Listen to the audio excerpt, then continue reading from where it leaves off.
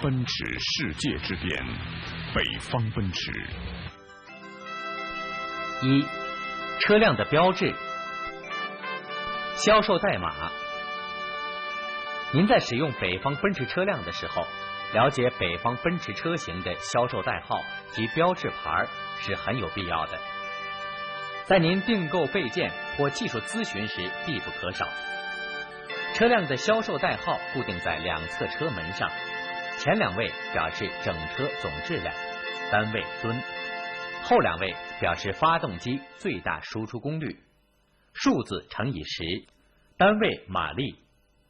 例如 2628K， 26表示整车总质量为26吨，28表示发动机最大输出功率为280马力， K 表示自卸车， S 半挂牵引车， L 空气悬挂车， A 全轮驱动车， B 混凝土搅拌车， O 室内公交车， AK 全轮驱动的自卸车， AL 空气悬挂的全轮驱动车， AS 全轮驱动的半挂牵引车。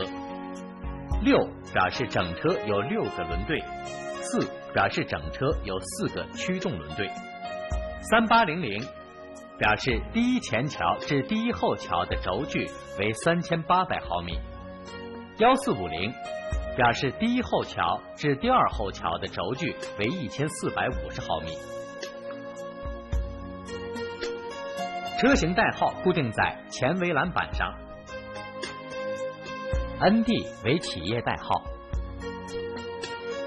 车型种类1表示货箱车，2表示越野车，3表示自卸车，4表示半挂牵引车，5表示专用车，19表示整车总质量为19吨，0表示车型改进顺序号。